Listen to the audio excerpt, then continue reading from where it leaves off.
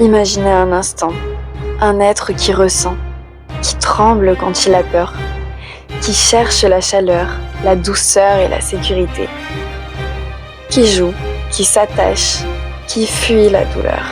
Cet être, ce n'est pas vous, ce n'est pas moi, c'est un animal. Bienvenue dans ce premier épisode de Voix pour les sans-voix. Aujourd'hui, je vous propose de ne pas seulement écouter avec vos oreilles, mais aussi avec votre cœur. Les animaux ont-ils des droits ? Pas les droits au sens juridique, mais des droits fondamentaux. Le droit de ne pas souffrir, de ne pas être maltraité, de vivre librement. Ce sont des droits qui naissent de leur capacité à ressentir, à exister pour eux-mêmes. En France, depuis 2015, les animaux sont enfin reconnus comme des êtres sensibles. Mais dans les abattoirs, dans les laboratoires, dans certaines exploitations, cette sensibilité est niée chaque jour. Et malgré cette reconnaissance, aucun droit concret ne leur est véritablement accordé. Aucune loi ne les protège réellement de l'exploitation systémique. C'est une reconnaissance symbolique, certes, mais sans bras ni jambes. Le philosophe Jérémie Bentham, au XVIIIe siècle, pose déjà cette question essentielle. La question n'est pas « peuvent-ils raisonner ?» ni « peuvent-ils parler ?» mais « peuvent-ils souffrir ?» Et si la souffrance est là, devons-nous détourner le regard ? Cette phrase est devenue fondatrice dans la pensée moderne de la protection animale. Bentham, pionnier de l'utilitarisme, estimait que la capacité à souffrir, et non l'intelligence ou le langage, devrait être le critère central pour accorder des droits moraux. Ce raisonnement a inspiré des générations de penseurs et a jeté les bases de la philosophie des droits des animaux, qui est aujourd'hui poursuivie par des figures comme Peter Singer. Mais en dépit de cet héritage intellectuel, très peu de changements concrets ont vu le jour dans nos lois. Son influence reste toujours, et surtout théorique, encore trop peu appliquée politiquement. J'aimerais vous partager une réflexion. Nous vivons dans un monde où l'on protège les plus faibles, du moins en théorie. On parle d'égalité, de justice et d'humanité.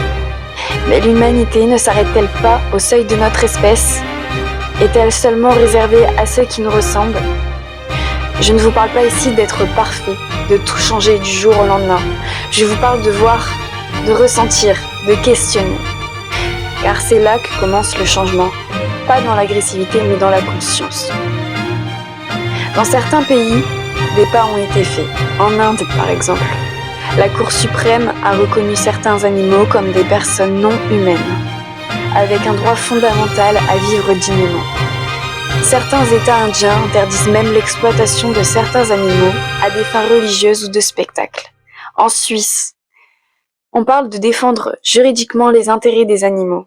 La législation oblige à prendre en compte les besoins sociaux des animaux. Par exemple, il est interdit de posséder un seul cochon d'Inde, car ils ont besoin de compagnie. En Nouvelle-Zélande, les primates non humains utilisés dans la recherche sont considérés comme des êtres sentients, à protéger. En Espagne, récemment, les animaux de compagnie ont été reconnus légalement comme des membres à part entière de la famille. Ce sont des cygnes, petits mais puissants. Et nous, que choisissons-nous ? Continuer à détourner les yeux ou tendre la main ? Nous restons englués dans une vision archaïque. Beaucoup continuent à penser que les animaux sont là pour nous servir. Notre système agricole est encore massivement tourné vers l'élevage industriel. La vivisection est toujours légale. C'est lorsque l'on dissecte un animal qui est encore vivant. Et les voix qui s'élèvent sont souvent tournées en ridicule ou perçues comme extrêmes.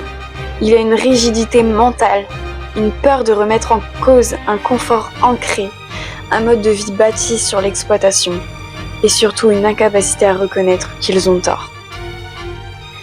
Je sais que ce sujet est inconfortable, je sais qu'il remue, mais parfois, c'est dans l'inconfort que naît l'éveil. Les animaux ne demandent pas la lune, ils ne demandent pas des droits spéciaux. Ils demandent simplement de ne pas être traités comme des choses, de ne pas être oubliés. Alors, je vous laisse avec cette question. Si vous étiez à leur place, que voudriez-vous qu'on fasse pour vous? Merci de m'avoir écouté. Si cet épisode vous a touché, partagez-le, parlez-en, posez-vous des questions. Ce sont les questions qui allument les révolutions silencieuses. À bientôt pour un nouvel épisode de Voix pour les sans-voix.